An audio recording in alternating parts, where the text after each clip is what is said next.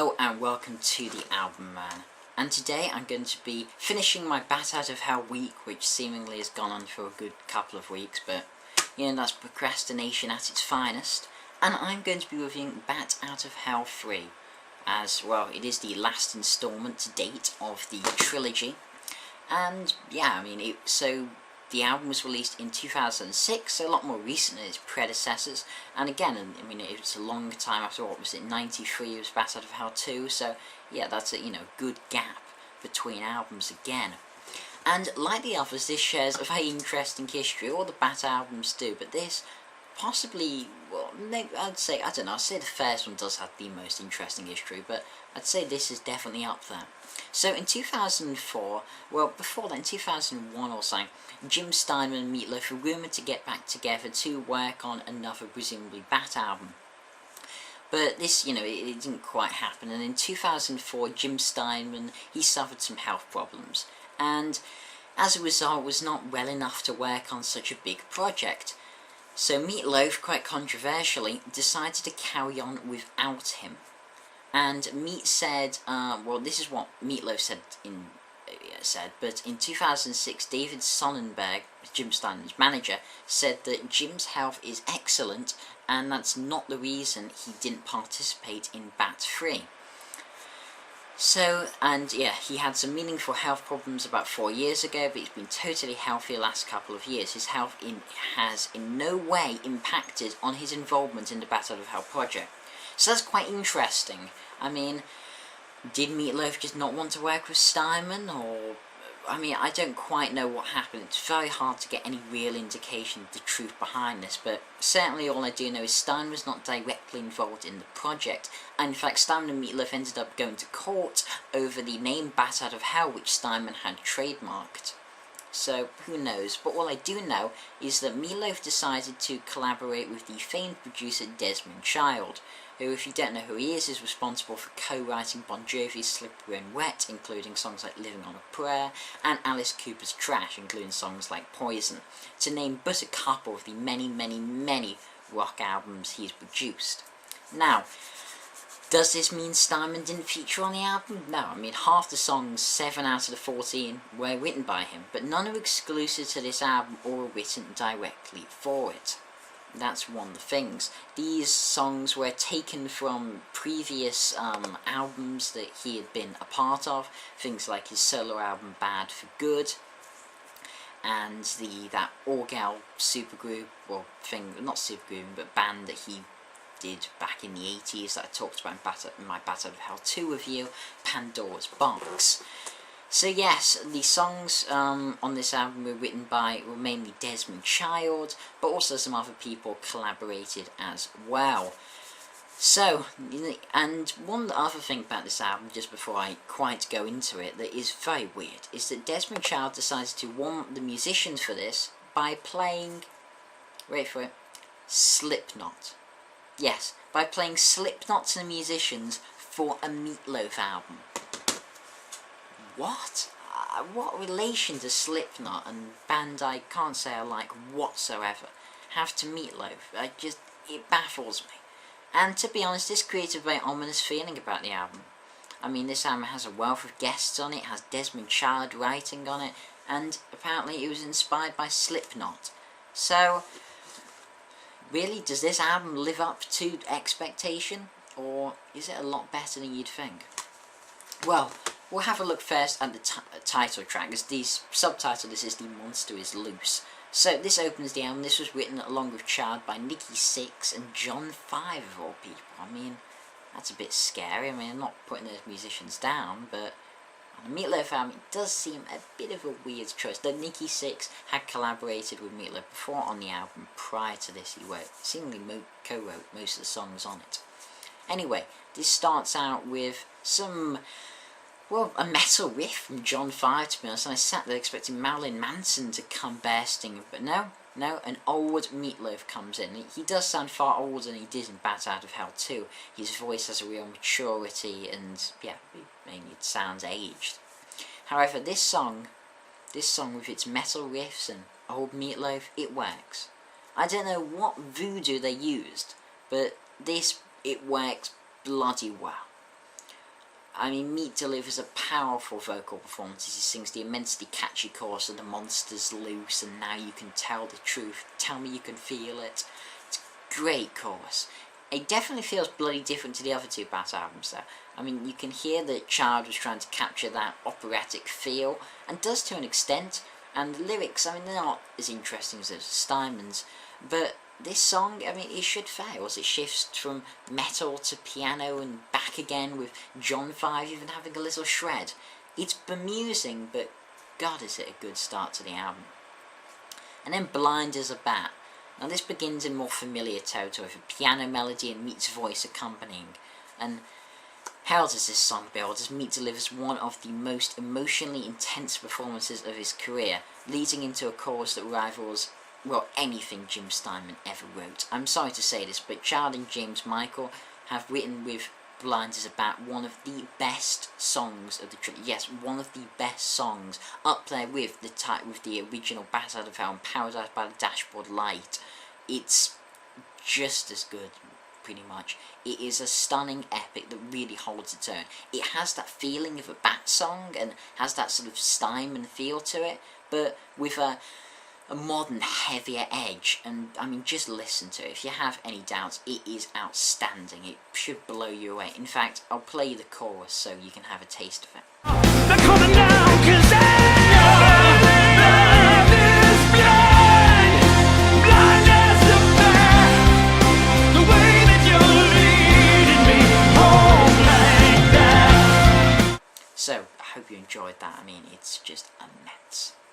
Now we get to It's All Come Back to Me Now, the first song by Steinman on the album. And this features Marion Raven, some Norwegian female singer. I don't know who bloody hell she is. And this song is the first ballad on the album, because what would a Bat album be without its ballads? And this song was inspired by the book Wuthering Heights, with the ambition to be the most passionate and romantic song they could create. Yeah. Well, I'd agree it's a passionate song with a great solo from Randy Flowers. I mean, what bloody name Randy Flowers is. Oh my god, that's a good name. Good name.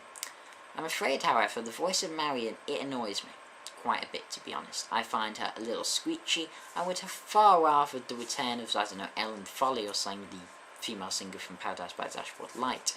I mean, it's a solid ballad with a grand feel to it, but it doesn't appeal to me as much as other ballads throughout the trilogy. And obviously, as I said, with the second one, if you're going to put a number after it, you're going to draw a direct comparison to everything else that has gone before in the, now trilogy.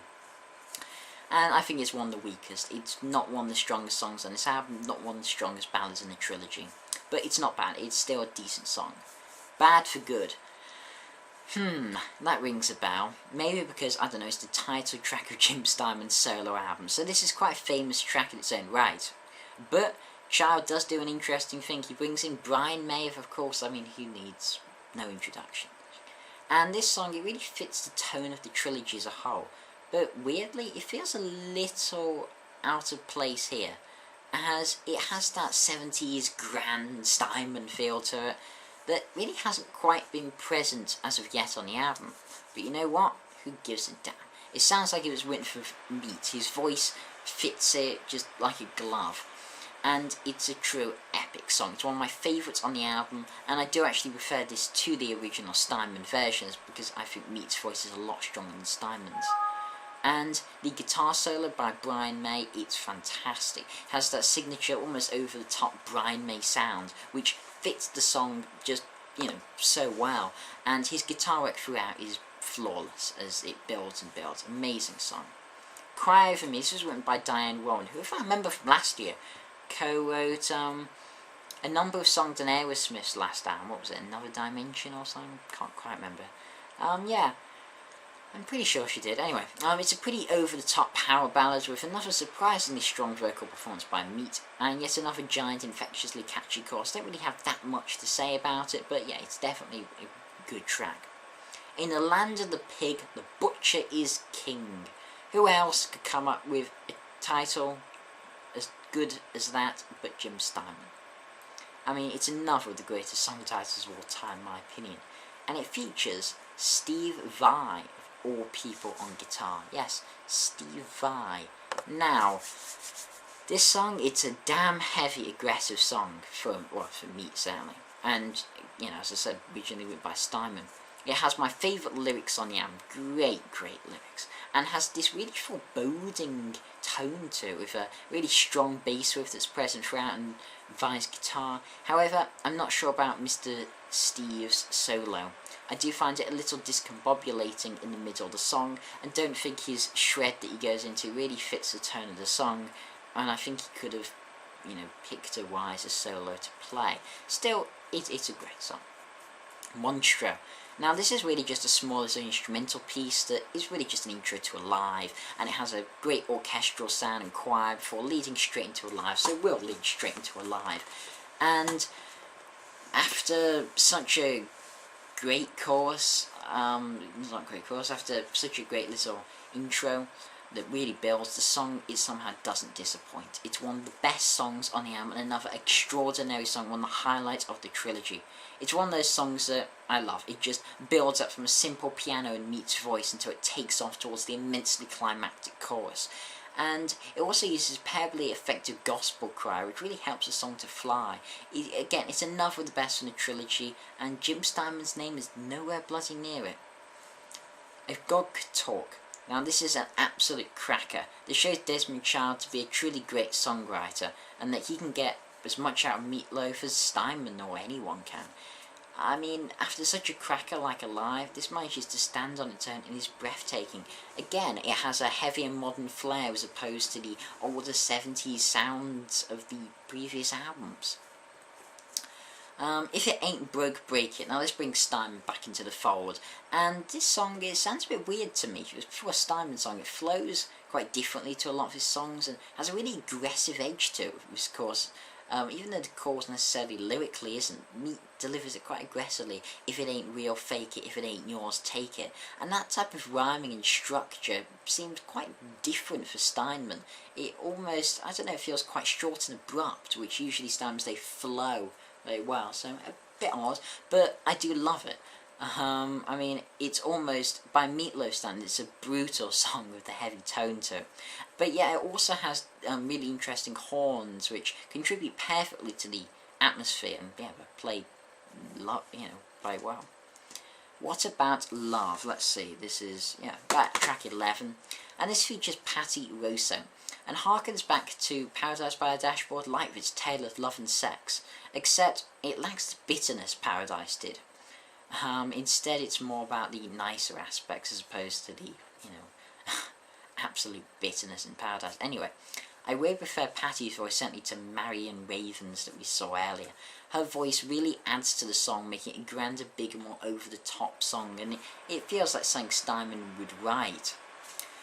Seize the Night. This is the longest song on the album, one of the most disappointing. It comes in at 9:46, and I mean, who other than Steinman would write Meat Loaf song that delightfully long? And it is a pretty epic song, but I mean, I'll go into it first. And it has that added overdrive to it that you expect on this album by now, to be honest.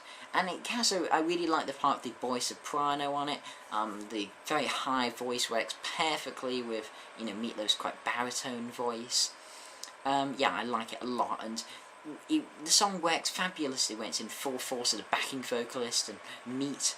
However, it's a little thing I have. It's only a little gripe, but I really do think it affects the song. There's this little metallic guitar riff, especially just after the sort of after the boy soprano bit and all that bit, that really is a little disconcerting. And I think some parts of this song really are just being heavy for the bloody sake of it, and almost shredding as well. There's just some real heavy and really metallic, overdriven things in this song that really don't fit. I don't particularly like it. I think it is one of the weaker songs. When it does get going, it's still strong. The Future Ain't What It Used to Be, the penultimate track, and this features Jennifer Hudson. Now, I'd never bloody heard of this woman before, but she's some American Idol finalist who never heard of, but sold over 1 million albums in the US, so okay. Sounds a bit dodgy on paper. However, when she does start singing lead, it's actually not half bad and fits well with Meters. She has quite a deep voice, actually. And though, even with her surprising performance, I do think this is one of the weaker songs on the album. I don't know, the chorus just doesn't grab me like some of the others do. It just doesn't feel as epic or grand or as operatic. But still, it's not a bad song. You know, there's not a bad song really on here. And then we get to Cry to Heaven. It's only 2 minutes 22, and it really is a lovely, appropriately heartfelt closer. And that boy soprano from earlier features in really, really effectively in this song. Overall, this album, it should have been a bloody disaster. It should have tarnished the name of Bat Out of Hell, but somehow it didn't. In my opinion, it's a fantastic addition, and the most underrated of the Bat albums. It's a worthy successor to the others, containing some of Meat Loaf's best songs. And it may not be quite as cohesive, it may have a slight patchwork feel to it, because it is. And, you know, I wouldn't give it quite near, you know, perfect score. But the songs are just bloody strong. Desmond Child adds a really interesting flair and take, and adds to Meat, and Meat delivers such a strong vocal performance. It's a 9 out of 10. It's a worthy end to rock's greatest trilogy. And yeah, this has been the Album Man. Hope you enjoyed the Bat Out of Hell trilogy review I've been doing, and as usual, long live rock and roll.